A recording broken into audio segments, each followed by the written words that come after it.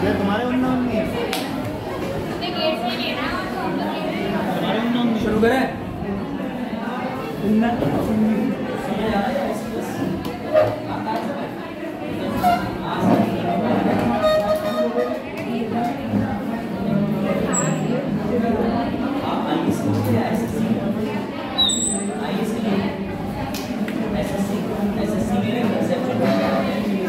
ना समझ आए पूछते हैं, ठीक है?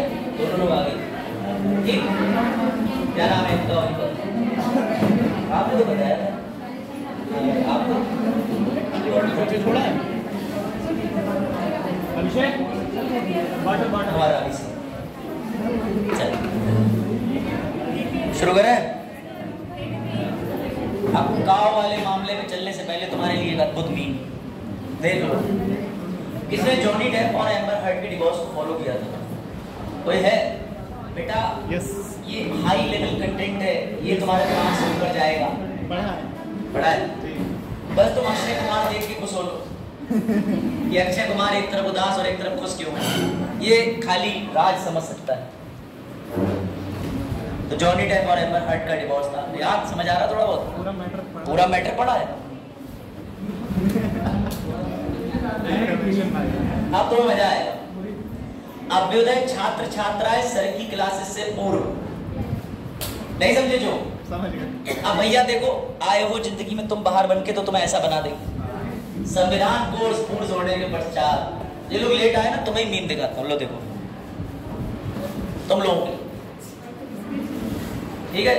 दिख नहीं रहा हो तुम्हें, लो और जूम ले लो।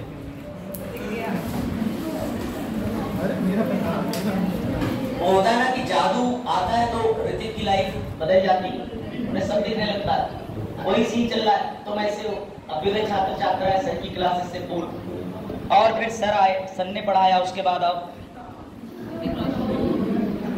संविधान कोर्स पूर्ण होने के पश्चात, है ना? तो ये सर अब तो पूरे बदल गए। आया तो मजा आ रहा है। समझ तो सभी है, इतना डाई हार्ड वो नहीं, ध्यान से भी सीखा। किसके लिए? बैठ जाइए। कोई और नया छात्र छात्रा तो नहीं आ गई आज इंटरवल के बाद? बोले बहन मेरे बदले तू बैठ जाइए, अटेंडेंस पूरी हो जाएगी।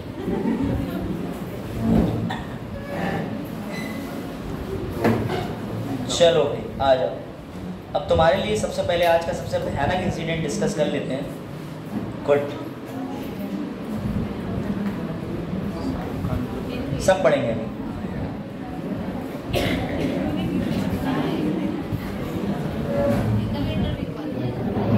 अब जब वो बोल ही नहीं सकती तो उससे पूछ क्या फायदा।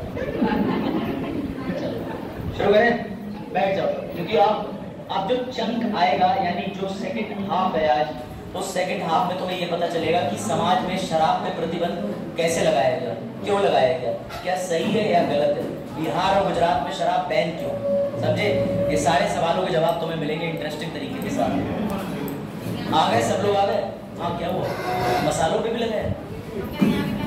यहाँ बात तो आपकी, कई ऐसे लोग हैं जिनको पीना पसंद है, लेकिन बैन हो जाना चाहिए। हाँ भाई, आ गए सब लोग? बैठ जाओ। खाना खाने गए थे कि पता नहीं कहाँ नहीं, वो सब हुआ कहानियों में तो सच्चाई कहते हैं कि अच्छा हुआ। हमें तो ये विश्वास है।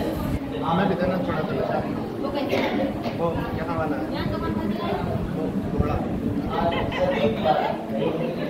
घोड़ा 2.0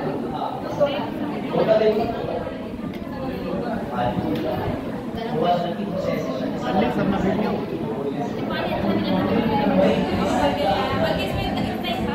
चल हो जा। हाँ, ये इस फोटो का एक सामान्य अर्थ है। सबसे बड़ा सवाल ये है, सबसे बड़ा सवाल ये है कि देखो सामने बोर्ड पे ये कई बार हुआ है कि सवाल उठता है कि काउ का स्लॉटर, SLAUGHTER, यानी गाय का कटना। स्लॉटर का वैसे हिंदी अर्थ तो होता है कि बलि देना या काट देना, बुचरिंग करना, कसाई खाना। लेकिन सवाल ये है, कई बार आता है कि क्या ऐसा जानवर जो दूध देता है, जिसको आप गाय कहते हैं, भैंस कहते हैं, अन्य भी दुग्धारू पशु होते हैं, क्या उनकी बलि या उनका कटना जस्टिफाइड है? संविधान इसमें क्या कहता है ये कवर करेंगे। अब आ जाओ, पहले जरा ध्यान से समझिए इस आर्टिकल को और पढ़ने का प्रयास करना। कृषि, ये अनुच्छेद 48 है। हम लोग 44 से 48 में आए हैं, बीच वाले पढ़ेंगे, लेकिन ये मुद्दा जरूरी है क्योंकि तुम खा पी के आए हो तो तुम्हें नींद भी आ सकती है, इसलिए ये तुम्हें लिए ज्यादा रोचक रहेगा। अनुच्छेद 48 कहता है कि कृषि और पशुपालन का संगठन, राज्य कृषि, सब हटाओ, ये छोड़ो, ये पढ़ो। गायों, साफ साफ लिखा है, साफ साफ, और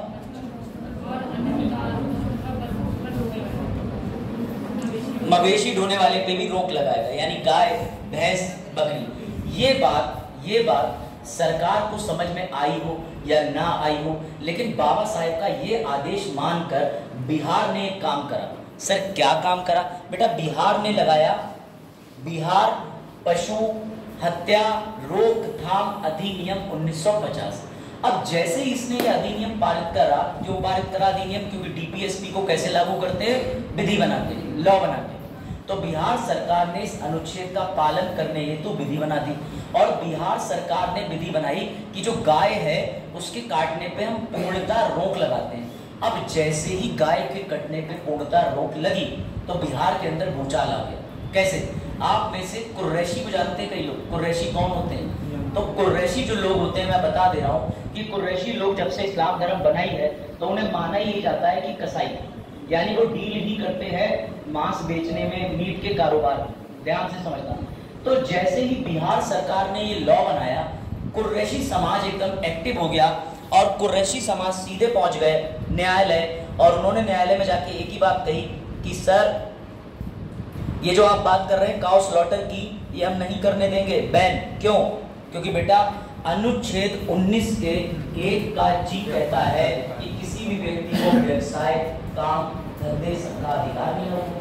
अब हनीफ कुरैशी साहब पहुंचे कोर्ट में, बिहार की बात ध्यान से सुनना, मजा आएगा। हनीफ कुरैशी साहब कोर्ट पहुंचे और उन्होंने कहा कि मेरा तो मौलिक अधिकार है भाई, व्यापार करने का तो मौलिक अधिकार मिला हुआ है, और तुम कह रहे हो प्रतिबंध लगा देंगे। मैं तो हत्याएं करूंगा, दुग्धारू पशु काटूंगा, सब कुछ करूंगा। अब न्यायालय के सामने बड़ा विचलित स्थिति आ गई। एक तरफ अनुच्छेद 48 कह रहा है कि रोक लगाएंगे, इसी के चलते बिहार ने विधि बनाई, रोक लगाया जो लीगल है। लेकिन एक तरफ 1920 में कुरैशी समाज साफ साफ कह रहा है कि हम नहीं मानेंगे। क्यों? क्योंकि हमारा मौलिक अधिकार 1920 का वायलेशन हो रहा है। तो क्या लगता है तुम्हें सुप्रीम कोर्ट ने क्या करा? बताओ। तुम पे छोड़ो, बताओ। फिर उत्तर है मेरे पास क्या करा, लेकिन क्या लगता है क्या करा? आप बताइए क्या लगता है? प्रतिबंध रहने दिया होगा, हटा दिया होगा, या बीच का रास्ता निकाला होगा? क्या लगता है? हाँ प्रयास करो, बोलो बोलो नूरी, बीच का रास्ता। तो सुप्रीम कोर्ट वापस इस पे आया। सुनो सुनो ध्यान से। अब सुप्रीम कोर्ट ने इस केस में निर्णय दिया कि बिहार का ये जो अधिनियम है ये गलत है। क्यों? तब यहाँ सुप्रीम कोर्ट ने जो व्याख्या करी वो अलग ही लेवल पे। सुनो, सुप्रीम कोर्ट ने कहा कि यहाँ क्या लिखा है, गाय, बछड़ों एवं दुधारू पशुओं के बद पे रोक नहीं लगाएगा। दुधारू पशु, जब गाय दूध देना बंद कर देगी तब तो काटी जा सकती है। ये कह के इस केस के अंदर एक अलग ही तरीके का मोड़ आ गया और अलाउ कर दिया कुरैशी को कि जब तक वो दूध दे रही है तब तक तो नहीं काटोगे, लेकिन दूध देना बंद कर देगी तब वो इस परिभाषा से बाहर हो जाएगी, तो वो काट सकते हो। अब समझे इस परिभाषा को। अभी उत्तर खत्म नहीं हुआ है, अभी एक और केस आ रहा है इसी पे। अभी वर्तमान में स्थिति क्या है 23 में, लेकिन पहले तुम सुप्रीम कोर्ट का 1995 का जजमेंट समझ गए कि हनीफ कुरैशी ने बिहार के विधि के ऊपर उंगली उठाई कोर्ट में। और क्यों उठाई? क्योंकि उसका आर्टिकल 19(1) मौलिक अधिकार का हनन हो रहा था। वो बोला कि 19 के अंदर, 1 के अंदर जी जो है वो साफ साफ कहता है कि तुम कोई भी व्यापार कर सकते हो, कोई भी काम धंधा कर सकते हो। हम कुरैशी हैं जी, हमारा काम ही है मीट का व्यापार करना, चाहे वो दुग्धारू हो चाहे कुछ हो। हम तो करोड़ों सालों से काटते हैं, हम काटेंगे। तब सुप्रीम कोर्ट ने कहा ये भी ठीक कह रहा है, इससे तो इसके अलावा और कुछ काम ही नहीं आता है, तो काटेगा।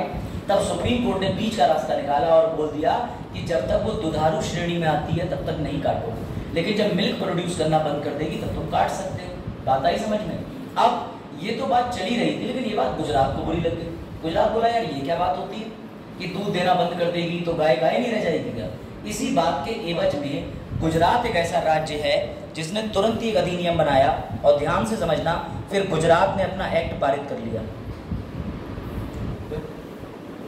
समझ, हाँ जाओ। फिर गुजरात ने अपना एक्ट बनाया। अब गुजरात ने जो बात कवर करी वो तुम्हें और इंटरेस्ट की आएगी सुनने में, और ये यहाँ पर इस आर्टिकल का अंत हो जाएगा। समझो, गुजरात वाले ने ये एक्ट बनाया कि हम पूर्णता प्रतिबंध लगाते हैं, जैसे बिहार में लगा। मेरी बात समझना मनोज, तुम भी तुम गौके मुद्दे देख रहे थे और ऊपर बैठे थे, देखो सामने, समझे? देखो सामने। जब सुप्रीम कोर्ट में दूसरा मामला पहुंचा, तो सुप्रीम कोर्ट में फिर से कुरैशी जी ने चैलेंज कर दिया। कुरैशी जी बोले कि भैया गुजरात के, कि जब बिहार में प्रतिबंध नहीं चला तो गुजरात में क्यों लगा दिया? भाई गाय काटना मेरा मौलिक अधिकार है, मैं तो काटूंगा। दुधारू वाले जो है उनकी परिभाषा अलग है। सुप्रीम कोर्ट ने कह दिया दूध देना बंद, काट दो। तब गुजरात के अंदर सुप्रीम कोर्ट को एक समस्या हो रही है, क्योंकि गुजरात ने जो परिभाषा दी वो बदल दी। बोले गाय जो है वो दुधारू तो है, लेकिन जब वो दूध देना बंद कर देती है तो उसके अन्य भी तो उपयोग हैं। उसके गाय के गोबर से बायोगैस प्लांट बनता है, गाय के गोबर से यूरिया बनती है, यानी खाद बनती है, और भी चीजें बनती हैं। तब सुप्रीम कोर्ट को समझ में आया कि हाँ, बात ये भी उचित है कि अन्य लोग और भी प्रयोग कर सकते हैं। गाय के गोबर का, डंग का, बहुत सी चीजें होती हैं। गाय के यूरिन का दवाइयों में भी इस्तेमाल होता है, एंटीबायोटिक तत्व पाए जाते हैं। तब जाकर के अभी जो 2023 में वर्तमान में स्थिति है वो ये है कि संविधान ने गाय को आर्थिक दर्जा दे रखा है, इकोनॉमिक स्टेटस। यानी गाय के प्रतिबंध मारने पर या गाय को प्रतिबंध नहीं करा है कि हत्या करने पर पूरी तरीके से राज्य को अधिकार दे रखा है कि यूपी गवर्नमेंट चाहे तो गौ हत्या पर रोक लगाए, उत्तराखंड चाहे रोक लगाए, बिहार चाहे रोक लगाए, गुजरात अगर नहीं रोक लगाना है तो ना लगाए। अब सिर्फ राज्यों की सरकार के हाथ में बचाए। क्लियर हो गया?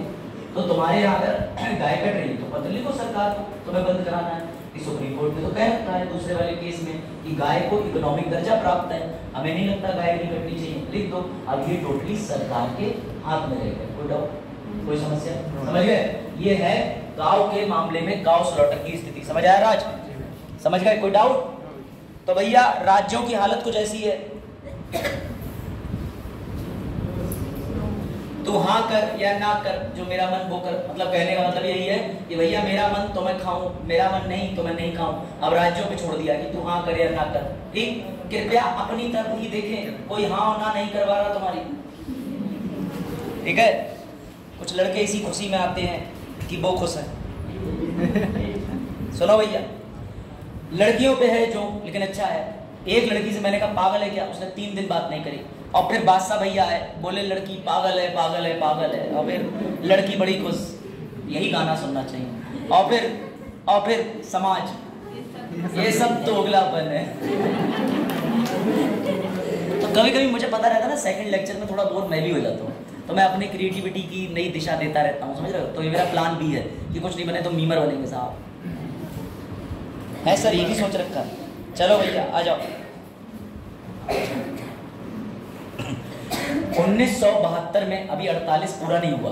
कभी कभी क्या होता है कि जब तुम कुछ लिखना भूल जाते हो, जैसे तुमने लिखा, एग्जाम्पल मैं दे रहा हूँ, जैसे तुमने यहाँ पे लिखा कि ARJUN, अब तुम्हें लिखना था अर्जुन कुमार सिंह, अब तुम सिंह लिख गए, कुमार लिखना भूल गए, तो तुम ये परंतुक लगाते हो ऐसे करके। तो भैया संविधान के संशोधन को ऐसा ही समझो, जब संविधान भी लिखा जाता है तो संविधान में कुछ रह जाता है तो वो उसको बड़ा कैपिटल नाम दे देती है। जैसे अभी तुमने आर्टिकल 39 पढ़ा था, ऐसे ही वो 48 में देखो फिर से लिखना भूल गई थी, उसने 48 का ए बना दिया। ये जब वो लिख रही थी 48, फिर लिखा 49, बोले अरे भूल गए तो लिख दिया उसने 48।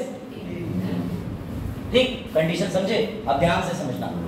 1972 में 1972 में भारत, अमेरिका, रशिया सबके सब इकट्ठे हुए थे स्टॉकहोम सम्मेलन में। पता है ये सम्मेलन क्या होता है?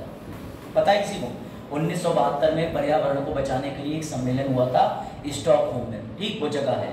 तो वहां जब सम्मेलन हुआ तो जब हमारी इंदिरा जी लौट के आई तो उन्होंने कहा कि संविधान के अंदर पर्यावरण को बचाने के लिए तो कुछ है ही नहीं, ना तो नीति निर्देशक तत्व है, ना तो मौलिक अधिकार है, ना ही इधर उधर चीजें हैं। तो उन्होंने सरकार पे बाध्यता डाल दी कि अनुच्छेद 48 का ए जोड़ो, इसलिए उन्होंने इसको 42 में संविधान संशोधन से 76 में जोड़ दिया। क्यों? क्योंकि वो 72 में कहाँ गई थी? स्टॉकहोम। और इसलिए आर्टिकल 48 ये कहता है कि तुम्हें पर्यावरण की रक्षा और सुधार करनी पड़ेगी। सर कैसे कर रहे हैं हम? तो तुम कर रहे हो वन्य जीव संरक्षण अधिनियम 1986, वन्य जीव अभ्यारण्य अधिनियम 1972, जल अधिनियम 1974। ये सब कहां से आए निकल के? ये सब इसी से आए। कोई डाउट? पर्यावरण को बचाने के लिए डीपीएसपी का ये आर्टिकल जरूरी है, लेकिन ये डीपीएसपी में जोड़ा कहां से गया? तो जब इंदिरा गांधी जी इंडियन नेशनल कांग्रेस की रिप्रेजेंटेटिव बनके स्टॉकहोम गई थी 1972 के सम्मेलन में, तो लौट के आई 48 का ए ले आई और जुड़वा दिया। कब जुड़वाया? 76 में, 4 साल बाद। और उसी की वजह से पर्यावरण संबंधी कानून बने। कोई डाउट? अब अभी और तुम्हें इंटरेस्ट आने वाला। कैसे? टाइगर डे कब मनाया जाता है? कब मनाया जाता है? बाघ दिवस। हाँ अभी पूछे 19 का बर्थडे। सर 3 बार मनाता हूँ, 3 बार, एक 3 महीने पूरे होने पे, 6 महीने पूरे होने पे और एक जन्मदिन था तुम्हारे यहाँ। मैं भी स्टेटस देखता हूँ, तुम में से नहीं कईयों के मेरे पुराने दोस्त हैं, celebrating 6th anniversary of the year, 6ठी एनिवर्सरी मना रहा है। यहाँ पता चला कुछ लोग ऐसे हैं जिन्हें एनिवर्सरी नहीं आता है। तो ये सब चोचलों में मत पड़ो, तैयारी करो अच्छे से, IAS बन जाओ, वरना 6ठा 7वां मनाते रहोगे और बहू किसी और के संग नमा बर्थडे मना ले। समझे? ये देखो हमारे मोटिवेशन ऐसे ही होते हैं कि संदीप महेश्वरी भी सुन के एक पदक शर्मा जाए, ऐसा मोटिवेशन। चलो अब आइए आ गई तुम्हारे मतलब की चीजें, ठीक है? तो भैया राज ने हमसे फोन करके कहा सर मैं किले पे गया था, किले पे। मैंने कहा जी राजा राज बताओ। तो बोले नहीं सर राजा वाला राज नहीं हो, मैं पुराना किला देखने गया दिल्ली पे ना, वहां मुझे दिखा कि उस जमाने में रोहित लब परीक्षा थे राजा रानी। तो मैंने कहा अरे राजा रानी? बोले मतलब? बोले सर ये लोग काय को पुरानी दीवारों पे इमारतों पे लिख देते हैं, क्या सरकार को नहीं लगता आपको कि इन्हें बचाना चाहिए? मैंने कहा ऐसा ही एक सिलसिला मैंने भी देखा था लोधी गार्डन में। तो बोले कहाँ? मैंने कहा ये देखो लोधी गार्डन में ऐसी दीवारें हैं जहाँ पे अलग अलग तरीके की आकृतियां बनी हुई हैं और उन आकृतियों में गुप्त लिवाएं रखी हुई हैं, पता नहीं कौन सी हिंदी अंग्रेजी लिखी हुई है। तो इन्होंने कहा कि सरकार कुछ तो करेगी। तो हाँ जी सरकार ने इसके लिए भी अनुच्छेद बना रखा है, मुबारक हो। इसके लिए अनुच्छेद बना रखा है 49 और 49 में साफ साफ लिखा है कि सरकार स्मारक वस्तुओं राष्ट्रीय महत्व से घोषित जो भी है उसके संबंध में कानून बनाएगी। अब तुम्हें मैं लाता हूँ प्रैक्टिकल चीज पे। म्यूजियम गए? म्यूजियम गए? संरक्षण गृह जो भी उसका नाम होता हो, संग्रहालय, वेरी गुड, संग्रहालय, इन्होंने सही बताया इन्होंने भी। तो जो संग्रहालय है वो सरकार कौन से आर्टिकल के तहत बनाती है? आर्टिकल 49 के तहत बनाती है तुम्हारे संग्रहालय। यह है काम की बात, समझे? सर हमने सुना है कि वो जो है कोहिनूर और ताजे तख्त मयूर सिंहासन ब्रिटेन में है, वो वापस क्यों नहीं आ जाता? आ सकता है, लेकिन जब दूसरे सरकार से इधर की सरकार कोई अंतर्राष्ट्रीय सौदेबाजी करे, ये अनुच्छेद इतनी पावर नहीं देते कि तुम इंडिया के बाहर सौदेबाजी कर लो। ये सब भारत के अंदर की बातें हो रही हैं डीपीएसपी से, कोई डाउट? तो सर अगर कभी अंतर्राष्ट्रीय मामला पहुंचा तो मुबारक हो, बाबा साहब ने तुम्हारी सुन ली। बाबा साहब बोले अगर कभी अंतर्राष्ट्रीय कोई समस्या आएगी तो बेटा उसके लिए भी हमारे पास कानून बनाने की शक्ति है। ये रहा डीपीएसपी का लास्ट आर्टिकल 51, जिसके तहत बाबा साहब बोल गए कि कोई भी अंतर्राष्ट्रीय कानून भारत में लागू किया जा सकता है। कौन से अनुच्छेद से? 51 से। अभी जो बचे हुए अनुच्छेद है वो पूरे करूंगा, लेकिन ये एक स्टोरी की तरह थे तो तुम्हें बताने में आसानी थी। कोई डाउट? सबका रिवीजन भी आज ही करेंगे, एमसीक्यू भी अभी तुमसे लगवा लूंगा ताकि तुम घर जाओ तो घर जाके कहो पढ़ा या नहीं, मजा आया, सीख गए। चलो आगे बढ़े। अब तुम्हारे लिए एक दर्दनाक मंजर आ रहा है, अनुच्छेद 45। सर बाकी सारे दर्दनाक नहीं थे बेटा, उससे भी पहले एक और चीज दिखा दो तुम्हें। 41, 42, 43 और समझ लो, 44 बता ही दिया है। ये रहा। असल में 41, 42, 43 मैंने इसलिए स्किप मार दिए थे, ये एक साथ पढ़ाए जाते हैं। क्यों? अनुच्छेद 41, 42, 43 ऐसा है जिसमें तुम थोड़ा हंस लोगे क्योंकि तुम्हारे यहाँ भी दिवाली आ रही है ना? यस सर, पटाखे बजाएंगे। चलो देखो इसमें क्या लिखा है। आर्टिकल 41 में बात हुई है शिक्षा की, काम की, बात हुई कि नहीं? लिखा है आर्टिकल 41 सिर्फ एक सिंपल सी बात कहता है कि अगर तुम पे IIT बनाने का पैसा है तो बच्चों को बेहतर शिक्षा दो। अगर तुम पे अपने यहाँ पर मेट्रो स्टेशन बनाने की सुविधा है, संसाधन है तो बनाओ। इसी आर्टिकल 41 का इस्तेमाल करके बेटा अलग अलग मेट्रो स्टेशन बढ़ रहे हैं, प्राइवेट ट्रेनें भी कुछ बढ़ा दी है सरकार ने, हवाई अड्डा, ये सब इसी अनुच्छेद से निकला है। क्यों? क्योंकि सार्वजनिक सहायता का अधिकार राज्य अपनी आर्थिक क्षमता और विकास की सीमा के भीतर काम करेगा। ये पढ़ लेना, लिखा हुआ है इसके अंदर, अपनी क्षमता के भीतर। बात समझे? यानी अगर पूरनपुर में मेट्रो नहीं आ रही तो उसके लिए आर्टिकल 41 जिम्मेदार, लेकिन अगर मेट्रो चल गई तो उसके लिए भी आर्टिकल 41 जिम्मेदार। क्यों? साफ साफ लिखा है कि अपनी क्षमता और विकास की सीमा के भीतर ही काम करो। अब आता है वाला आर्टिकल, जिसको पुरुष सुन के खुश होंगे, महिला सुन के नहीं दिया। वाह, आर्टिकल 42 बात करता है मातृत्व राहत की। किसी को पता है मातृत्व राहत क्या होता है? एनीवन? क्या वो फिर दर्द हो रहा पैरों में? अच्छा, रख लो रख लो। आर्टिकल 42, अब पीछे से भी आगे रख लो। तुमसे नहीं कहा, मैं बताओ, हम बताएंगे। रख लो बेटा। हाँ, आर्टिकल 42 सुना है किसी ने? सर हमने पढ़ा ही नहीं है। तो पढ़ो, देखो आर्टिकल 42 बात करता है जब भी कोई महिला प्रेग्नेंट होती है, सभी क्या नॉर्मल है, तुम भी प्रेग्नेंट होके बाद मम्मी पापा के प्रोसेस से ही आए हो, इसलिए हंसना मत। कभी कभी कुछ चीजें सीरियस लिया करो, महिलाओं का सम्मान। जब भी कोई फीमेल प्रेग्नेंट होती है और वो ऑफिस जाती है तो वो प्रेगनेंसी के बिहाफ पर पहले और दूसरे शिशु में 28 हफ्ते तक की छुट्टी ले सकती हैं। सर क्या उनकी तनख्वाह कटेगी? नहीं। क्या नौकरी चली जाएगी? नहीं। यही बात आर्टिकल 42 कहता है। आर्टिकल 41 कहता है मेट्रो चलाओ, अगर बस की है तो चलाओ, नहीं बस की है तो मत चलाओ, क्षमताओं का करो, जितना तुम्हारा क्षमता उतना विकास करो। 42 कहता है महिलाओं के लिए तुम मैटरनिटी रिलीफ दो। मैटरनिटी रिलीफ सरकार ने दिया, लेकिन अभी मैंने तुम्हें नियम बताया कि डीपीएसपी डायरेक्टली नहीं दे सकते। डीपीएसपी लागू करने के लिए क्या बनाना पड़ता है? विधि। क्या बनानी पड़ती है? तो भैया ये रहा मातृत्व अधिनियम, ये रहा 1961 का मातृत्व लाभ अधिनियम। ये भारत में महिलाओं को किस किस महीने का अवकाश देता है? पहली और दूसरी बार मां बनने पर 26 सप्ताह, बाद में बच्चों की माता। अब सुनो, मैटरनिटी रिलीफ में सरकार को भी एक समस्या आ रही थी। क्या? भैया तुम्हारा एक बालक हुआ तो छुट्टी ले ली, दो हुआ तो छुट्टी ले ली, अब तुम्हारे हुए ही पड़े हैं तो सरकार क्या छुट्टी दिए पड़ी है? नहीं, सरकार साफ कह रही है एक सीमा के बाद रुक जाओ, भैया हमारे बस में नहीं है इतनी छुट्टी देना। तो सरकार ने कहा कि पहली और दूसरी बार तो दे देंगे 26 हफ्ते, तीसरी बार मां बनी तो 12 हफ्ते, उसके बाद जब छुट्टी तुम्हें मिलेगी तो 8-8 सप्ताह ही रह जाएगी। क्यों? क्योंकि तुम्हारे तो पति अच्छा काम करेंगे, आज तुम्हारी ज्वाइनिंग कराएंगे प्राइवेट फैक्ट्री में। मनोज बड़े खुश हो रहे हैं, मैं ऐसे ही करूंगा। देखो समझो मनोज तुम्हारे लिए, हमें पता है तुम्हारे इरादे, कभी हम भी तुम्हारी तरह हुआ करते थे, अब बदल गए। समझो मेरे अजय देवगन के दोस्त, देखो तो हुआ क्या, उनके पति ने सोचा कि भैया हम आज करा दे रहे हैं किसी फैक्ट्री में इनका नाम लिखवा दे रहे हैं, और पता चला वो 3 हफ्ते बाद या 4 हफ्ते में प्रेग्नेंट थी। तो पति ने कहा अरे जी 26 हफ्ते की छुट्टी दो, तनख्वाह भी आ रही है और घर परिवार भी बढ़ रहा। फिर अगले साल जैसे ही वो फारिग हुई, पता चला भैया फिर लेके पहुंच गए कि लो अब इनके बच्चा हो गया, अब ये फ्री हो गई। फिर पता चला दूसरा बच्चा फिर पेट में, तो फिर 26 हफ्ते छुट्टी। तो कंपनी गई हम तो फ्री पैसा बांट रहे हैं, हो गया काम हमारा। तो इसलिए सरकार ने इस पर लिमिट तय की। समझे बात को, कि पहले 2 बच्चे ही अच्छे, बाद वाले झूठे सच्चे। नहीं समझे? जो नहीं समझ गए, झूठे सच्चे मतलब तुम्हारे अपने ही, अड़ोसी पड़ोसी के नहीं। अब आ जाओ अनुच्छेद 43 पे। एक दिन हमारे मनोज ने अपने घर पेंटर, नहीं मनोज पे नहीं, दूसरे पेंटर, आपका नाम क्या? संजय, संजीव, और आपका?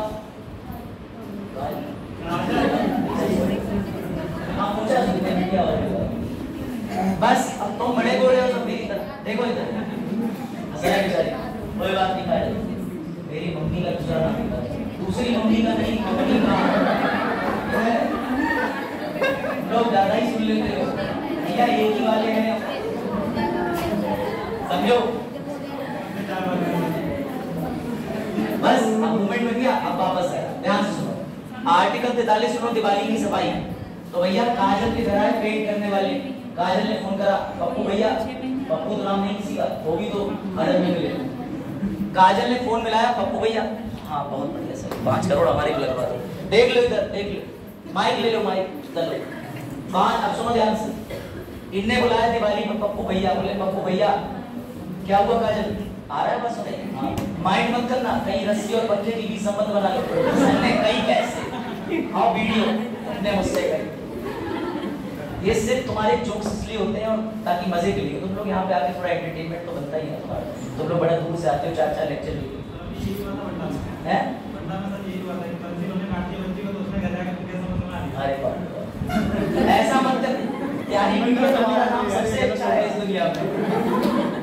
बाय माइंड तो नहीं, मेरी बात को काजल, कोई बात नहीं। वैसे जोक्स अपार्ट, इस लेवल पे आईएएस पीसीएस के आ रहे हो तुम्हारे सर तो कुछ नहीं कहते हैं बेटा। हमारे सर तो ये कहते थे रैगिंग, सुनिए रैगिंग ऑन कैमरा, रैगिंग का एक्सपीरियंस बताओ। जब मैं पहली बार पहुंचा केंद्रीय विश्वविद्यालय, सबसे पहले तो मेरे सीनियर ने मुझसे कहता, मैं गया, मैंने कहा भैया रास्ता कैसे? बोले भैया क्या? सीनियर को भैया क्या? भैया नहीं कहते हैं। अब मैं कितना भी बड़ा लल्लू, जब मैं क्लीन शेव में जाता हूँ तो मैं इंटर पास ही लगता हूँ। मेरे संग दुर्भाग्य होता है। मैं प्रोफेसर से आके खुद ही बताऊँ, मैं पढ़ाने आया तो भी कह रहे हैं क्लास बैठ जाए। तो ये है मेरे फिजिक के ऊपर होता है सबके। तो जब मैं पहुंचा केंद्रीय विश्वविद्यालय तो मैंने वहां जाके भैया से पूछा, मैंने कहा भैया ये रास्ता किधर जाता है? बोले सीनियर को भैया नहीं कहते हैं। बाद में पता चला वो मेरा ही क्लासमेट था, मतलब मेरे ही साथ का था, मैं उसे सीनियर समझता था। खैर फिर मेरी भाई शाम को बुलाया हॉस्टल, और हॉस्टल में मुझसे कहा गया ये लाइट दिख रही जलती? बोले हाँ। बोले तब तक गालियां दो जब तक लाइट बंद ना हो जाए। अब मुझे पता है वो लाइट मेरे बोलने से बंद नहीं होगी, ठीक है? तो सुनना का बड़ा इंटरेस्टिंग स्टोरी है। अब कैसे बंद करें, क्या बंद करें? खैर मेरा नसीब में साथ दिया, मैं कुछ 2 ही बातें बोल पाया, तब तक बत्ती चली गई। उसी ने कहा यार बच गया, तुम सब 2 घंटे तो खड़े रहते। तो ऐसे एक्सपीरियंसेस होते हैं, लेकिन हमने कभी उसकी शिकायत नहीं करी कि पहुंच गए प्रिंसिपल से, इन्हें रैगिंग कर दी। सबकी परिस्थिति में कुछ ना कुछ अच्छा बुरा आता ही है, ठीक है? ये बात मैं काजल की व्याप पे नहीं कर रहा हूँ, तो समझदार है। सबसे ज्यादा खतरा रहता है 6th, 7th, 8th क्लास के बच्चों पे, क्योंकि उनके अंदर चल रहा होता है अजय देवगन दिल जले बात। अगर तुमने कुछ भी करी, बेटा पानी ले, हमसे हमारा पानी को लिया, हमारा ये बहुत ही चल रहा है। तो ये जो बात कह रहे हैं वो प्रिंसिपल वाला, मुझे वही डर है कि इस लेवल का तो कोई बच्चा धोखे से नहीं आके बैठ गया जो 5वीं या 6ठी की पढ़ाई कर रहा हो, पीछे बैठा हो, साहब आनू को इंसाफ दिलाके, हम दिलाके इंसाफ, घर जाके बंकेट लग जाओ। तो भैया ऐसा मत कर लेना, साहब आनू के रिश्तेदार चलो समझो। तो काजल के घर आए पेंट वाले भैया, और काजल ने कहा ये दीवार कितने में पोत दो? तो उन्होंने कहा 370। काजल बोली ठीक है 250 में डन। बोले नहीं आपने सुना नहीं 370। काजल बोली है 180 में हम पोत लेंगे, पोत लिए तो बताओ।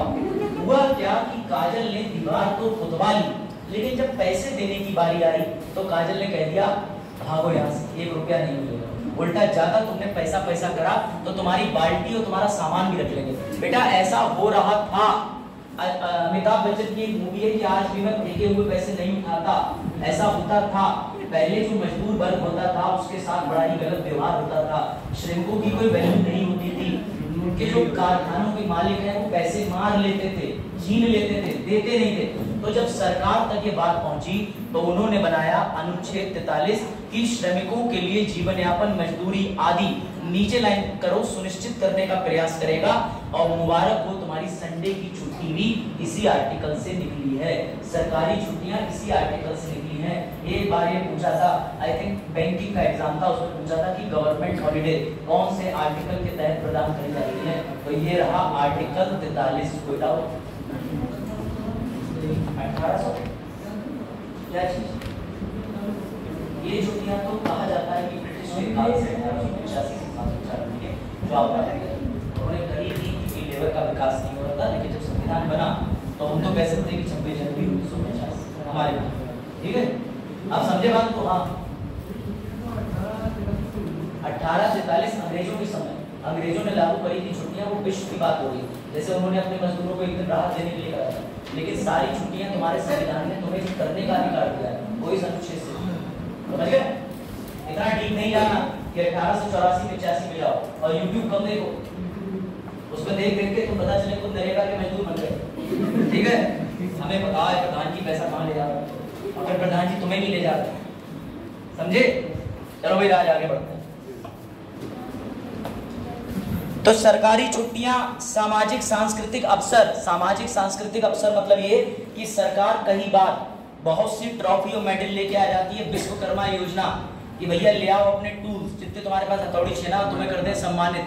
कुम्हारों को सम्मानित किया गया, अभी पीछे बहुत योजनाएं आई, विश्वकर्मा आजीविका योजना बहुत आई, वो सब इससे निकलती। समझ गए? यानी कि 41, 42, 43 बात करता है सामाजिक प्रिंसिपल की, सामाजिक। समझ गए? अब एक और कंसेप्चुअल चीज है, थोड़ी सी देख लो, ठीक है?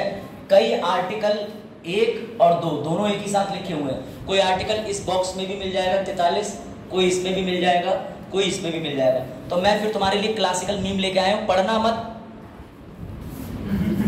पढ़ो। किसमें हिम्मत है जो ये पढ़ के दिखा दे? मन में तो सबने पढ़ ही लिया होगा।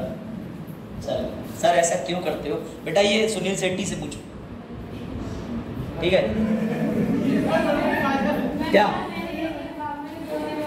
अच्छा मजाक मत उड़ाओ, वरना काजल फोन कर रही पापा का अंकल। अच्छा दूसरे वाले को नहीं, पहले वाले को। चलो मैं देखो सामने, कोई बात नहीं, आ जाओ।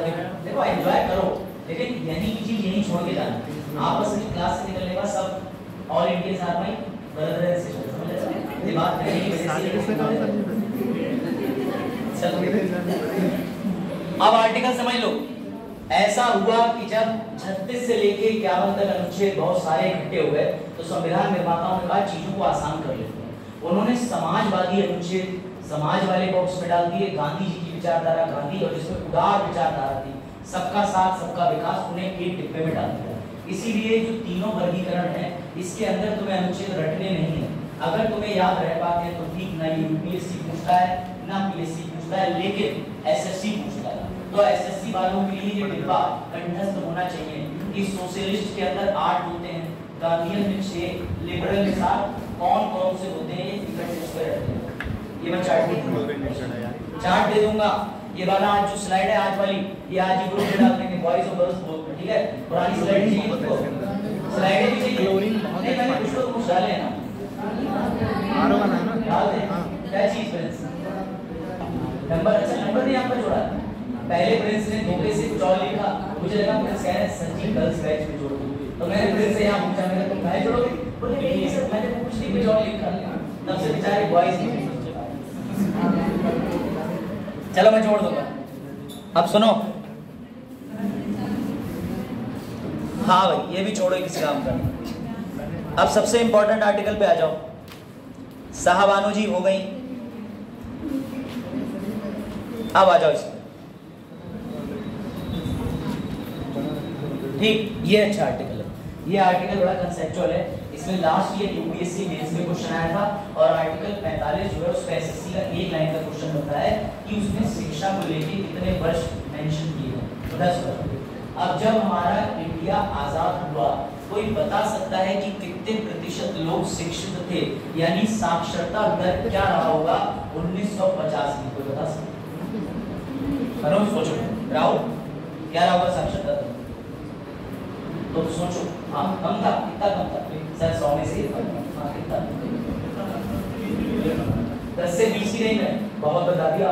और सोचो साक्षरता दर देख लो, गूगल कर लो, कर रहे हैं, कॉल आ रहा है।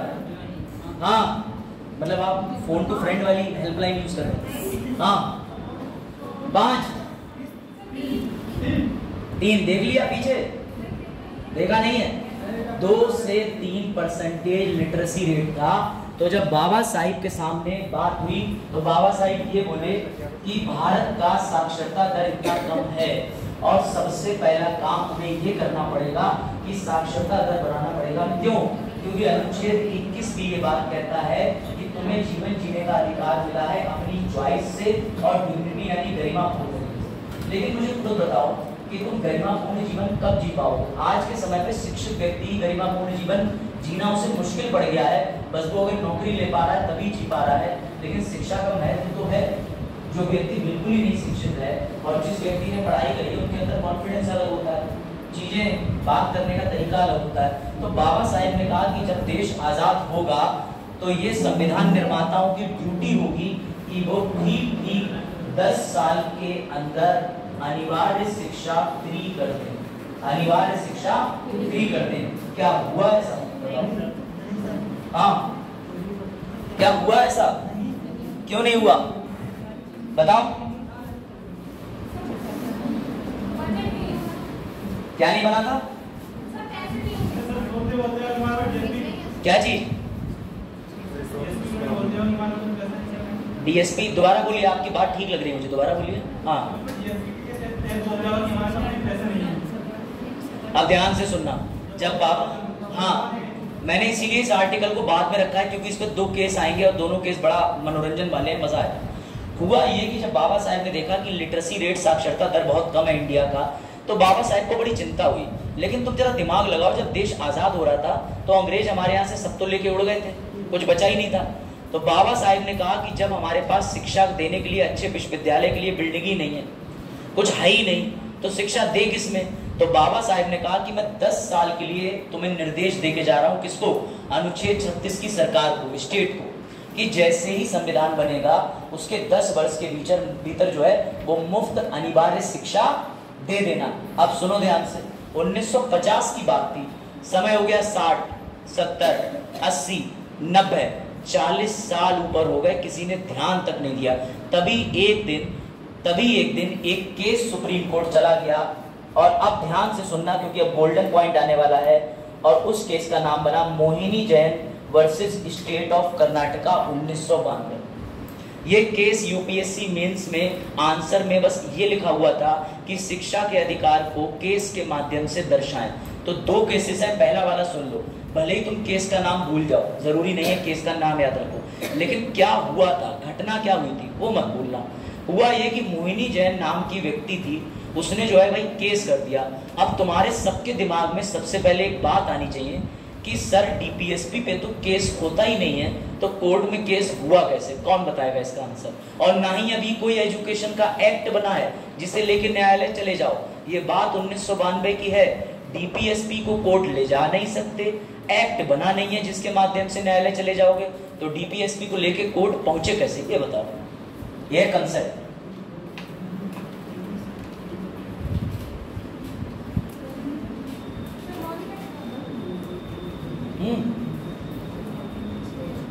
मौलिक अधिकार जुड़ा है 2002 में, 86 संशोधन करके अनुच्छेद 21A जुड़ा है 86वां संविधान संशोधन करके 2002 में, और ये घटना है 1992 की, उससे भी 10 साल पहले की। तो फिर बताओ कैसे कोर्ट ले गए, कैसे ले गए कोर्ट? मौलिक अधिकार पे कोर्ट ले जाते हैं, डीपीएसपी पे कोर्ट ले जा नहीं सकते। माफी मामला डीपीएसपी का है और इससे संबंधित कोई अधिनियम तो बना नहीं है जिसको कोर्ट में चैलेंज कर दें, तो फिर कैसे ले गए होंगे? तो इस विधि बना के नहीं, इसके लिए मैंने अभी पीछे एक बात बोली थी कि अनुच्छेद 21 क्या कहता है, right to live with choice and dignity, और तुम्हें चॉइस और गरिमापूर्ण जीवन शिक्षा देती है। तो ये मामला आर्टिकल 45 से तो चैलेंज ही नहीं हुआ, ये मामला गया आर्टिकल 21 में शिक्षा के अधिकार की मांग को लेके।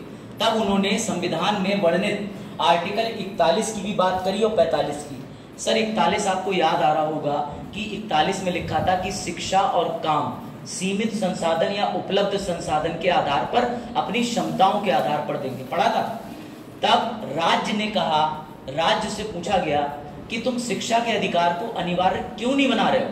तो उन्होंने कहा कि हम प्रयास तो कर रहे हैं लेकिन हम पे संसाधन नहीं। खैर रात गई बात गई, लेकिन इस केस के बाद भी सरकार को, कोई भी सरकार ने जब फैसला नहीं लिया तो मुबारक हो, एक और केस पहुंचा जिसका नाम है जेपी कृष्णन केस। क्या नाम है? जेपी कृष्णन केस के अंदर बिल्कुल कायदे से आर्टिकल 21, 41 और 45 तीनों को मिला के चैलेंज कर दिया। 41, 45 पे तो केस ही नहीं बनता है, लेकिन आर्टिकल 21 को तो सुप्रीम कोर्ट ले जा सकते हो ना, हाई कोर्ट ले जा सकते हो ना, मौलिक अधिकार। तो इस केस में जब सरकार घबराई तब सरकार ने आनन फानन में एक ऐसा एक्ट बनाया, उस एक्ट का नाम था 86वां संविधान संशोधन, और वो जो एक्ट है वो अगले पेज पे मैंने लिखा है शिक्षा का अधिकार अधिनियम। सर केस हुआ था 1992 में, उन्नी कृष्णा का केस 96 में, तो ये 2009 में, फिर भी लेट हो गए। हाँ समझो, पहली बार जब सुप्रीम कोर्ट में केस गया तो सरकार पे दबाव नहीं पड़ा, लेकिन ये जो 3 चीजें लिखी हैं ये तुम्हें समझनी है कि जब दूसरी बार केस गया तो सरकार ने 3 जगह संविधान संशोधन करे, फंडामेंटल राइट्स में, फंडामेंटल ड्यूटी में और डीपीएसपी में। ये 86वां संविधान संशोधन कोई छोटी चीज नहीं है, इसने तीनों चीजों को हिला के रख दिया। मौलिक कर्तव्य, मौलिक अधिकार, राज्य के नीति निदेशक तत्व साफ साफ लिखे हैं। अनुच्छेद 21 में 21 का ए जोड़ा गया 86वें संविधान संशोधन से। उसके बाद 45 जो कि राज्य के नीति निदेशक तत्व आता है, उसकी भाषा में बदलाव किया गया, डाला गया 6 से 14 वर्ष तक बच्चों को अनिवार्य मुफ्त शिक्षा मिलेगी। ये भी सुन लो। और तीसरी चीज जो ऐड करी गई मौलिक कर्तव्य, वो किसमें 51 के ए का के, कोई डाउट? समझे? इसलिए 86वां संविधान संशोधन तुम्हारे एसएससी के लिहाज से भी 3 क्वेश्चन अलग अलग बना सकता है, यूपीएससी में भी बना सकता है, और पीएससी में तो यही पूछ लेते हैं कि 86वां संविधान संशोधन कौन से वर्ष किया गया था, किस केस के बाद किया गया था, ये केस पहले हुआ था कि ये केस बाद में हुआ था। समझ रहे हो क्वेश्चन? इसको लिख लेना या याद रखना वो तुम्हारे ऊपर है।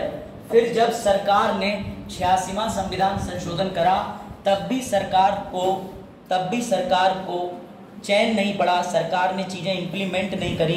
लेकिन जब सरकार पे फिर प्रेशर पड़ा तो बेटा सरकार ने शिक्षा का अधिकार अधिनियम 2003 में बनाया और उसको कर दिया निलंबित। निलंबित का मतलब होता है सस्पेंड, खत्म नहीं, सस्पेंड मतलब निलंबित, कि थोड़े समय के बाद हम तुम्हें पूर्ण रूप से लागू करें। मेरी बात समझना। फिर थोड़ा और समय बीता, सरकार को पता नहीं क्या लगा और फिर सरकार ने बनाया शिक्षा का अधिकार अधिनियम 2009। ये वही अधिनियम है जो शिक्षा मित्रों की नौकरी खा गया, तनख्वाह 10,000 कर दी 38,000 से। ये वही अधिनियम है, समझो इसको, छोटी चीज नहीं है। ये वही अधिनियम है जो अभी भी बीएड को 1 से 5वें तक में बचा सकता है। बात बिना ट्रेनिंग की नहीं, आप उनको कमेंट कर रहे हैं। मैं ये कह रहा हूँ कि इस एक्ट ने उचित करा या अनुचित, ये तो बात ही नहीं है। जो भी सरकार को लगा वो करा। जब सरकार ने पहले तनख्वाह बढ़ाई थी तो भी गलत था, अब कम कर दी तो और गलत कर दिया, क्योंकि किसी के जीवन की किस्तें चल रही थी 38,000 से, तुम लाके फेंक दे रहे 10,000 पे। ये बुरा लगता है। किसी को कम से ज्यादा पे ले जाओ, कोई समस्या नहीं, ज्यादा से कम पे लाओगे तो उसकी भावनाएं तो आहित होंगी। आप बीच का रास्ता निकाल लेते। आप 38 की जगह आपने निकाला भी, सरकार ने कहा टेट कर लो, टेट पास कर लो, हम तुम्हें उस श्रेणी में ला देंगे। लेकिन बहुत से शिक्षा मित्र टेट ही नहीं निकाल पाए। ये पता है ना आपको? नहीं पता होगा। कई लोगों के मम्मी पापा या चाचा चाची भाभी सफर किए होंगे, लेकिन यहाँ सही हो गलत तो छोड़ ही दो, लेकिन यही एक्ट है शिक्षा का अधिकार जो उनकी नौकरी खा गया। समझे? तो देख रहे हो कि कहाँ से चीज कहाँ चली जाती है। सिर्फ एक आर्टिकल 45 में 2 केस हुए और एक अधिनियम बन के आ गया। समझे बात को? बात समझ रहे हो कि नहीं? एक बार फिर से तुम्हारे लिए आर्टिकल 45 में रिपीट कर दे रहा हूं क्योंकि ये बड़ा आर्टिकल है और ये इंपॉर्टेंट है। एसएससी शिक्षा को 10 वर्ष के भीतर अनिवार्य करना कौन से अनुच्छेद में बताया गया? क्या सरकार ने ऐसा किया? एसएससी नहीं किया। जब सरकार ने ऐसा नहीं करा तो बेटा सरकार को इसका भारी मुआवजा चुकाना पड़ा, एक केस हो गया। एसएससी शिक्षा के अधिकार पर पहला केस कौन सा है? पढ़ो ना। मोहिनी जैन, मोहिनी जैन, मोहिनी जैन, बोलो 3-4 बार मन में, मुझे मत बताओ। अरे मुझे पता है, हैं? नहीं तो मोहिनी जैन आपसे कहेगी नहीं, वो तो चली गई ना देश से विदा लेके। लेकिन ऐसे तो मोहिनी नाम की कई लोग है ना, तो किसी पे वही ना हो। यहाँ क्लास में भी कोई हो सकता है हो, तो ऑफेंड तो नहीं होते बच्चे, समझदार। चल देखो तो क्या पता हो। फिर तुम्हारा भी नाम रखूंगा मैं, खुरपा नरेश, सिसोरू, बबलू, गुड्डू। देखा? ऐसे ही नहीं, इसका नाम भी अभिषेक रखा है, कुछ तो गट सा कर दिया गया। चलो पीछे तीसरे वाले अभिषेक खुश हो रहे हैं, मैं आज कुछ भी नहीं बोला, तब भी मैं अभिषेक हूँ। तुम कुछ मत बोलना, तुम देखो बस। तो सुनो भैया, आर्टिकल 45 10 वर्ष के भीतर अनिवार्य शिक्षा लागू करने का निर्देश दिया। क्यों? जब तुम पे यूनिवर्सिटी हो, आईआईटी हो, जेएनयू हो तो कर देना, बीएचयू। लेकिन बीएचयू तो 1916 में ही बन गया था। तो कई ऐसे अच्छी बिल्डिंग बनाओ, बच्चों को पढ़ाओ, अभ्युदय से शिक्षा दिलाओ, ये निर्देश दे दिए। लेकिन 10 साल में अनिवार्य शिक्षा मुफ्त करी नहीं सरकार ने। इस मामले में हो गया केस, और केस इस पे नहीं हुआ आर्टिकल पे, केस हुआ अनुच्छेद 21 को लेकर। क्यों? क्योंकि शिक्षा का अधिकार हमारे लिए जीवन गरिमापूर्ण जीने का अधिकार है। सब मानते हैं ना इस बात को, कि अगर शिक्षित व्यक्ति औरों की अपेक्षा में ज्यादा अच्छे से अपना जीवन यापन कर सकता है, ऐसा माना जाता है। वरना नेताओं की योग्यता तो तुम मुझसे बेहतर जानते। समझ गए? वापस आ जाओ। जब ये केस हुआ, इस केस का कोई हल नहीं निकला, तो इस केस के बाद एक और मामला आया। जेपी उन्नी कृष्णन पूरा नाम था, लेकिन मैंने उन्नी काट दिया है क्योंकि तुम उन्नी पे चले जाओगे, इसलिए जेपी कृष्णन केस आया। जेपी कृष्णन केस में सुप्रीम कोर्ट पे बहुत प्रेशर पड़ा। सुप्रीम कोर्ट ने कहा जी इसे मौलिक अधिकार बनाओ। तो जब ये केस आया उसके ठीक बाद सरकार ने एक संशोधन कर दिया जिसे प्यार से बोला जाता है 86वां संविधान संशोधन 2002। उसके अंदर सरकार ने तीनों चीजों में संशोधन करे। क्यों? क्योंकि बच्चों को पढ़ाना माँ बाप का मौलिक कर्तव्य है। बच्चों को पढ़ने स्कूल भेजना ये उनका मौलिक अधिकार है। और राज्य को नीतियां बना के बच्चों को घर से बाहर निकाल के पढ़ने भेजना, जैसे मिड डे मील, वो सब इसी में कवर है। तुम्हारी मिड डे मील भी सरकार क्यों चला पा रही है? आर्टिकल 45, अनिवार्य शिक्षा दो, लालच दो, स्कॉलरशिप दो, बुलाओ ने, उसके बाद में क्या जाएगा? Insufficient fund. नहीं समझे? एडल्ट जोक था, मतलब 18 ऊपर वालों के लिए जो स्कॉलरशिप लेते हैं, इसका मतलब और नहीं था। समझ गए? चलो भैया आर्टिकल 46 पे आ जाओ। आर्टिकल 46 मैं तुम्हें बहुत अच्छे से पढ़ा चुका हूँ जब मैंने चंपाकम दोराई राजन का केस पढ़ाया था कि सबसे पहली रात संविधान के अंदर रिजर्वेशन जो दिया गया वो आर्टिकल 46 को 15(4) में परिवर्तित कर दिया। तो सर आर्टिकल 46 खत्म हो गया? नहीं, आर्टिकल 46 के अंदर लिखा हुआ है वर्ग, और इसी वर्ग को जब वो ले जा रहे थे 15(4) पे, तो अंग्रेजी के सेक्शन को उन्होंने क्लास में तब्दील कर दिया। और क्लास का मतलब परमानेंट आरक्षण। ये मैं बता चुका हूँ, पूरी स्टोरी, पूरा लेक्चर था कि कैसे देश में पीछे रह गए। अब जो लोग रोज नहीं आ रहे हैं वो खानी आ जाए तो भुगते है नहीं, क्योंकि उन्हें ये वाली पॉलिटी की क्लासें ऑनलाइन तो मिलेंगी, लेकिन इतने अच्छे से शायद समझ ना आए, नहीं लाइव आ जाती हैं यानी क्लास में। तो जो लोग लेट जागे हैं वो लेट IAS निकालेंगे, ठीक है ना। पहले 46 वाला अधिकार ऐसा था, यानी टेम्पररी था, बाद में इसको परिवर्तित करके 15(4) में रिजर्वेशन में डाल दिया, तो ये ऐसा हो गया, परमानेंट सही हो गया। अब आ जाओ हमारा तुम्हारा सबका प्यारा आर्टिकल 47, नशीले पदार्थों पर रोक लगाने वाला। ये बड़ा इंटरेस्टिंग है। उससे पहले एक एक्टिविटी कर लेते हैं, ठीक है? उससे पहले राय लेते हैं। तुम्हारे इस ग्रुप में जितने लड़के बैठे हैं, कितने लोग इस पक्ष में कि शराब पे उत्तर प्रदेश में प्रतिबंध लगना चाहिए? ईमानदारी से बताना, ईमानदारी से। आधा हाथ क्या नहीं?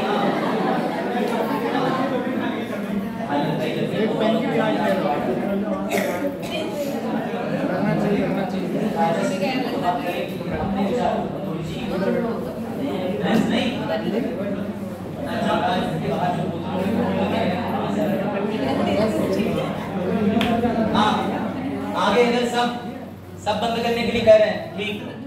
सब झूठ बोल। अब सुनो, इससे ज्यादा भयानक बोल महिलाओं की तरफ जाते हुए बताओ कितनी चाह रही है कि शराब बंद कर दो?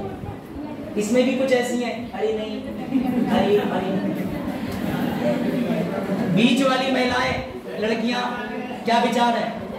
वो शराब के पक्ष में दिख रही हैं।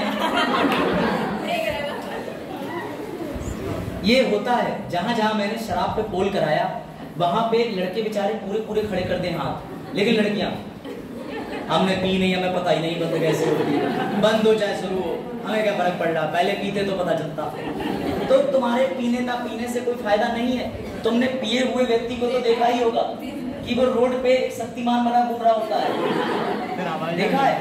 हाँ, फिर उस हवाई जहाज को रोकने के लिए पुलिस बल लगता है, क्योंकि सामान्य बल उसके काम नहीं आ पाता, वो ग्रेविटी के सिद्धांत को पार कर चुका होता है।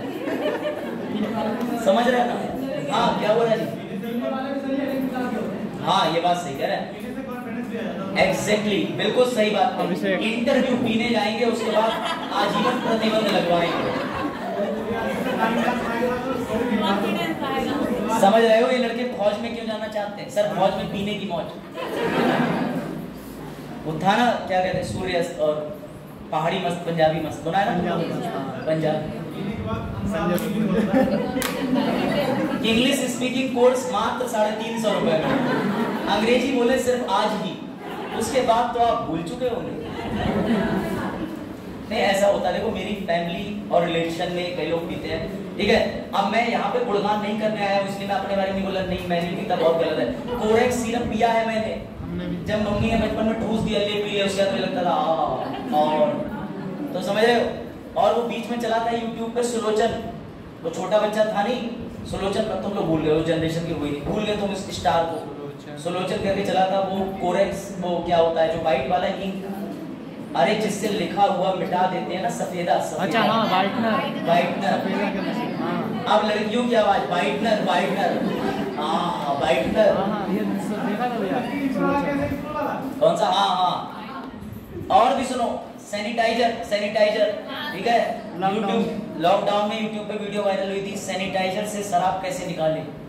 मतलब वो वीडियो तो फेक थी, फेक इसलिए थी कि कई लोगों ने ट्राई करा भी था, उनके यूट्यूब पे कमेंट भी आए थे कि नहीं ऐसा कुछ नहीं होता, तो मैंने ट्राई किया, मतलब ठीक है। तो मैंने सोचा मैं साइंटिस्ट बन जाऊँ, ट्राई कर लूँ। फिर उसके बाद मेरी मम्मी ने भी उस दिन बताया कि तकिया के अंदर चप्पल डाल के कैसे पिटाई होती है, इससे बुरा भी नहीं लगेगा और पिट भी लेगा, हमने तो तकिया से मारा, तो समझ रहे हो।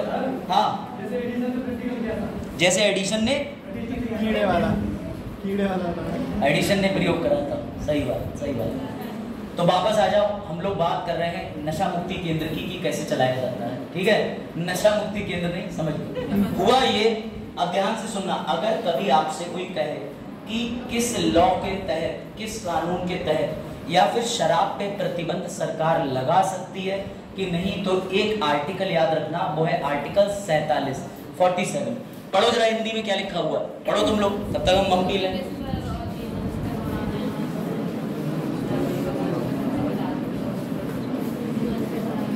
हाँ पढ़ो पढ़ो।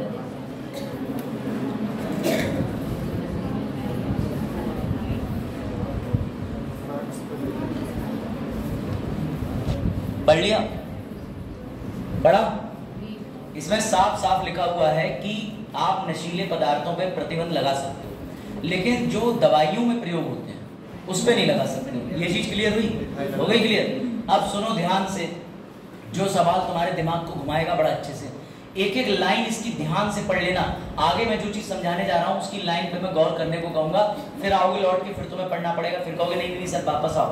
पढ़ लिया ध्यान से, क्या लिखा है, लाइन ये लिखी है कि किसी भी तरीके के नशीले पेय और स्वास्थ्य के लिए हानिकारक दवाओं, सिर्फ औषधियां छोड़कर बाकी सब पे प्रतिबंध लगाने का प्रयास करेगा।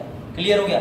इसी बात को सीरियसली ले लिया हमारे नीतीश सरकार ने, और नीतीश सरकार ने कहा एग्जैक्टली कि 26 नवंबर 2015 को नीतीश जी ने कहा कि आने वाली अप्रैल को, 1 अप्रैल 2016 को हम शराब को पूर्णतः प्रतिबंधित कर देंगे, कंप्लीट बैन। मेरी बात समझना, जब ये बात हुई तो कंप्लीट बैन लग गया। अब जैसा कि कुछ लोगों ने हाथ खड़ा नहीं करा था, लड़कियों और लड़कों ने, तो ऐसे लोग न्यायालय पहुंचे, बोले भैया शराब पीना हमारा अधिकार है। तो न्यायालय में एक मामला पहुंचा शराब को लेके, और इस आर्टिकल का हवाला देते हुए बिहार सरकार ने कहा कि शराब पे प्रतिबंध हम तो लगा सकते हैं। हमने बनाया बिहार शराब रोकथाम अधिनियम 1900 और रोक लगा दी।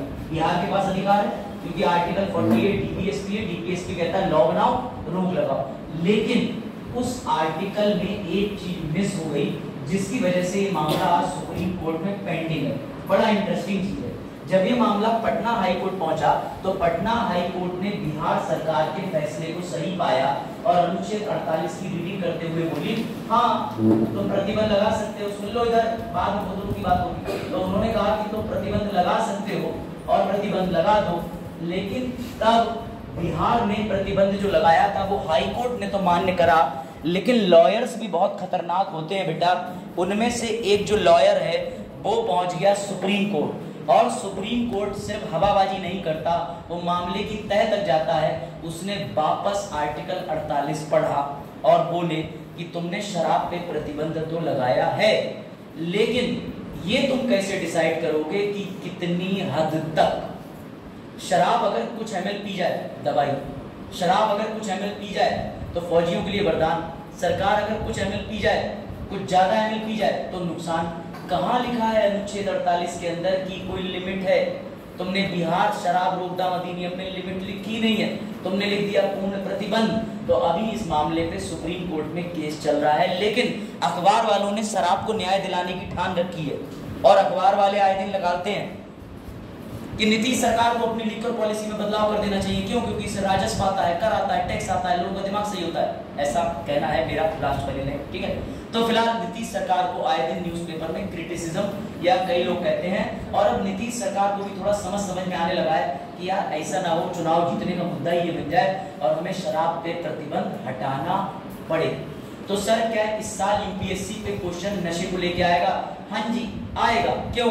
क्योंकि नीतीश कुमार ने शराब रोकी, और जो सवाल है सुप्रीम कोर्ट का याद रखना, ये मीम है, सुप्रीम कोर्ट ने यही कहा थोड़ी थोड़ी पिया करो। मतलब लिमिट क्या है? लिमिट बताओ। जब लिमिट लिखी नहीं तो तुमने प्रतिबंध कैसे लगाया? क्योंकि एक लिमिट में दवाई, एक लिमिट में जहर। प्रूफ करूं? यहाँ कितने लोग हैं जिनके पापा को डायबिटीज है? डायबिटीज है ना, मेरे पापा को डायबिटीज है। डायबिटीज मतलब प्यार से शुगर कहते हैं, ठीक है, मधुमेह।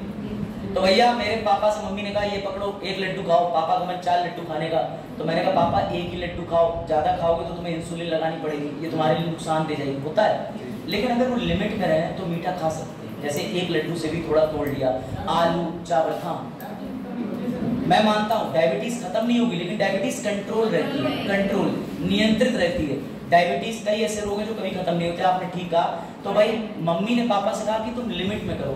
यही सिद्धांत सुप्रीम कोर्ट के सामने शराब पॉलिसी में आया कि तुम कह रहे हो कि शराब पूरी तरीके से प्रतिबंध कर दो। भैया जो लिमिट में ले रहा है, दवाई बनाने के काम में आ रही है, कई चीजों में आ रही है, उसका क्या करें? अब समझो दूसरा मुद्दा कि ये सवाल इस बार इंपॉर्टेंट क्यों है, तो मैं तुम्हें मिलवाना चाहता हूँ इनसे।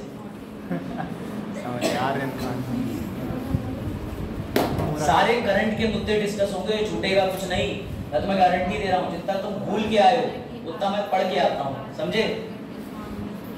तो भैया हुआ ये कि इस साल यूपीएससी वालों नोट करके चलो, मेरी गारंटी से बात, एसएससी तुमसे आर्टिकल 47 छुआ ही जाना है 100%, क्योंकि उसमें पोषक यानी पोषण की बात करी है कि हद क्या है।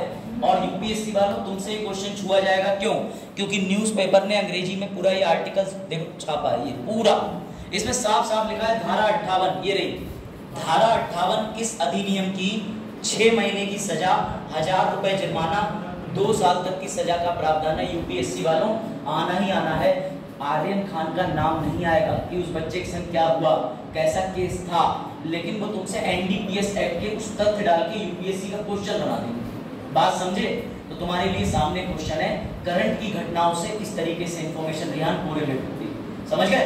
एनडीपीएस एक्ट आपको जीवन में कभी नहीं पढ़ना, लेकिन धारा 58, 6 महीना, 1000 रुपए, 2 साल तक की सजा, ये याद होना चाहिए यूपीएससी के प्रीलिम्स में आने के चांस।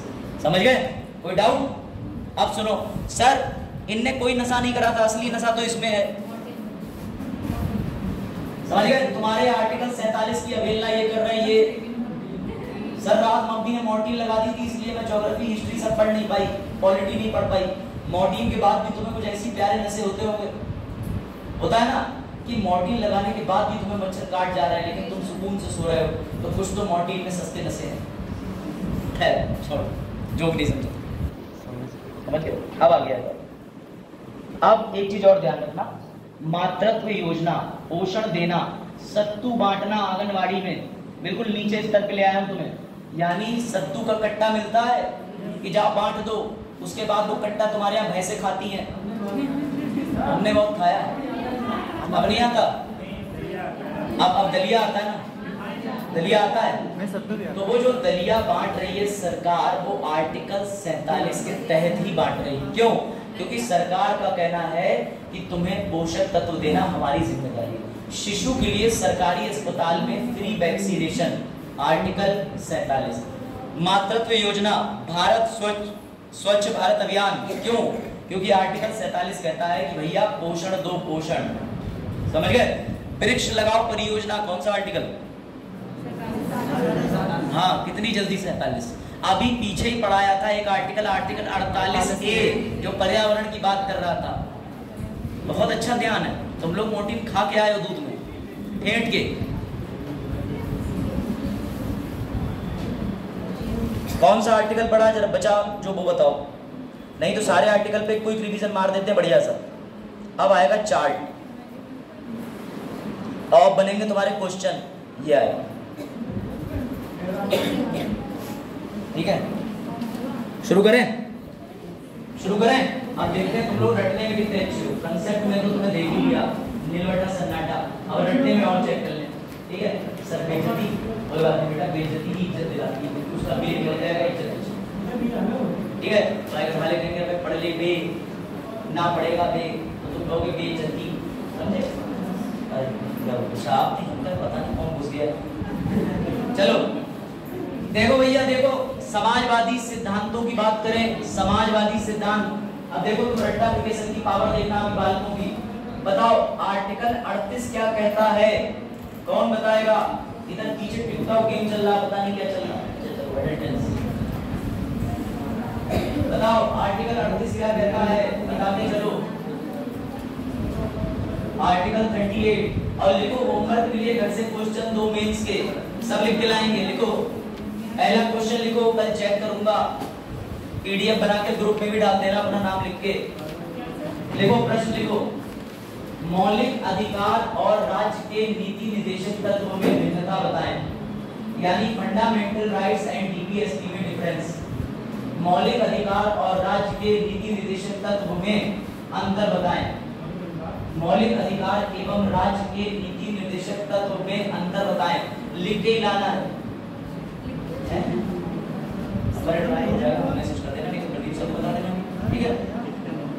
तो हम दे देंगे नंबर, किसी से ले लेना, सब पे नंबर है इन पे, सब स्टेटस लगाती रहती है भैया मेरे राती को अंदर में। चलो देखो इधर, तो भैया मौलिक अधिकार एवं राज्य के नीति निर्देशक तत्व में भिन्नता या अंतर बताएं। इंग्लिश फंडामेंटल राइट एंड डीपीएसटी के बीच में डिफरेंस। दूसरा लिखो, दूसरा यूनिफॉर्म सिविल कोड, सीधे हिंदी अंग्रेजी वाले लिखो यूसीसी क्या है, यूसीसी क्या है, ये लिख के ही लाना है, यूसीसी क्या है। एसएससी वालों को लिख के लाएंगे क्योंकि हमारा क्लियर का पेपर होता है, डिस्क्रिप्टिव भी है, नहीं होगा। लिख लिया? गुड। यूसीसी क्या है लिखा? अब चलो मेरे साथ रट्टा लगाओ भाई, क्योंकि एसएससी में रट्टा चाहिए और एसएससी के लिए हम रट्टा लगाएंगे कंसेप्ट के साथ। आर्टिकल 38 क्या कहता है? पहले हम बात करेंगे समाजवादी सिद्धांतों की। आर्टिकल 38 आर्टिकल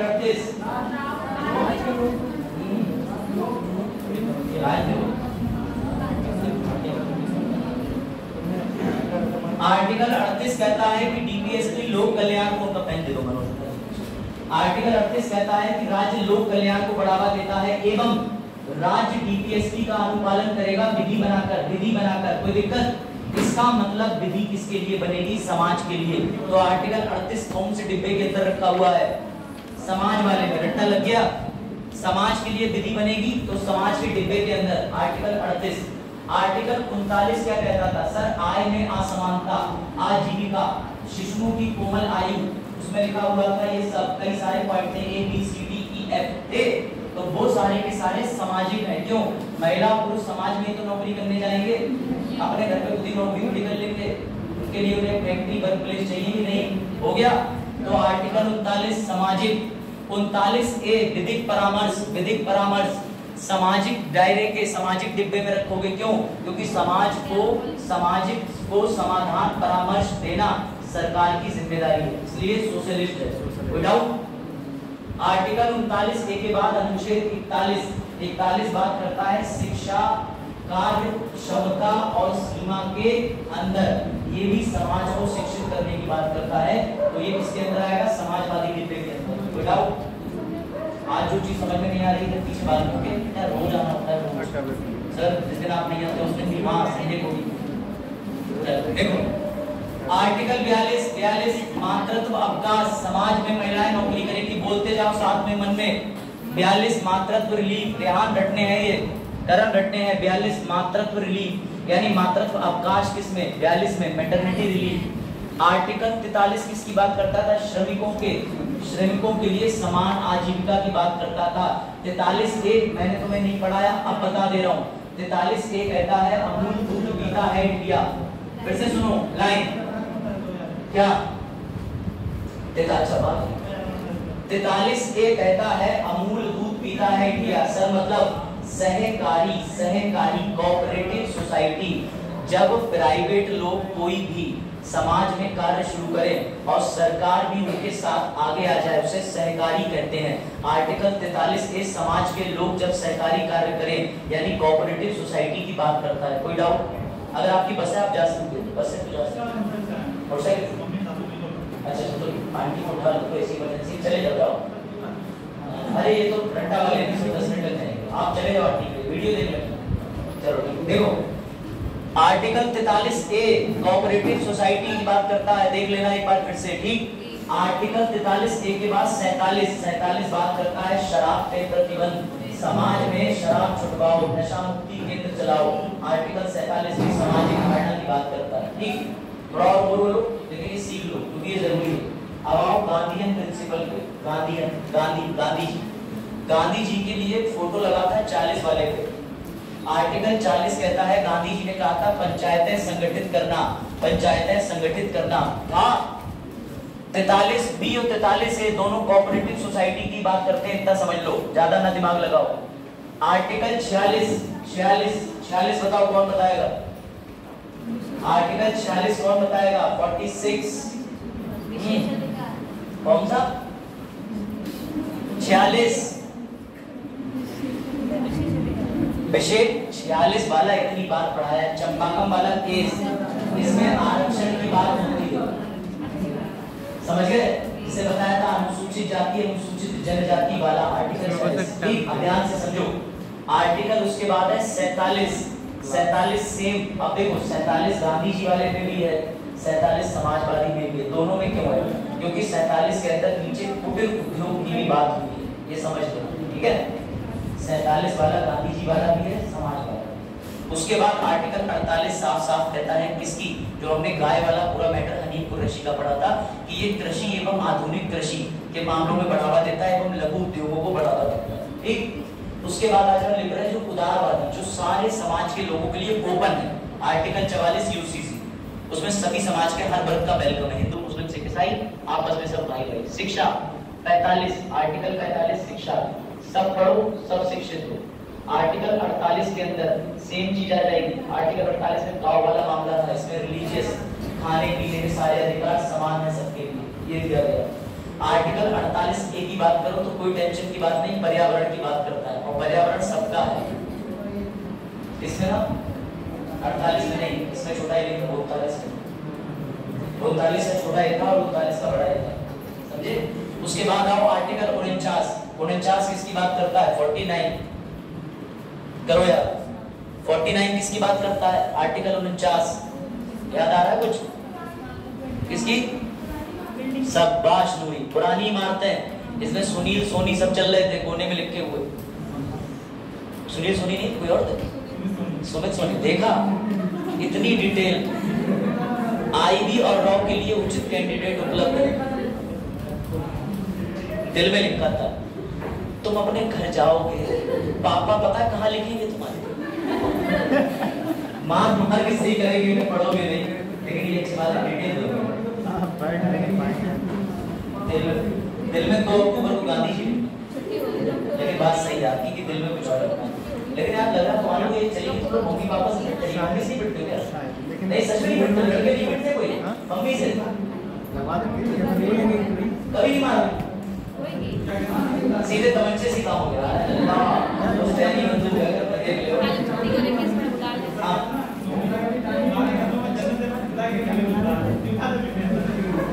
नहीं बेटे अभी आज भी मम्मी डांट देती है, थोड़ी बात नहीं, मजा आता है, लेकिन माँ बाप की मार का सही वाली मार है, ऐसी नहीं तुम्हारे किसी के मोहल्ले में किसी बच्चे को बाप बैठने से रोज मार रहा है, शराब पी के, वो वाली मार की बात नहीं हो रही है, वो मार नहीं शोषण होता है।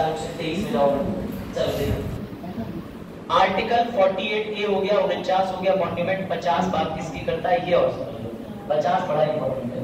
अगर मैं कहूँ सुनना दोनों लोग, अगर मैं कहूँ मजिस्ट्रेट तो कौन सा मजिस्ट्रेट बताओ?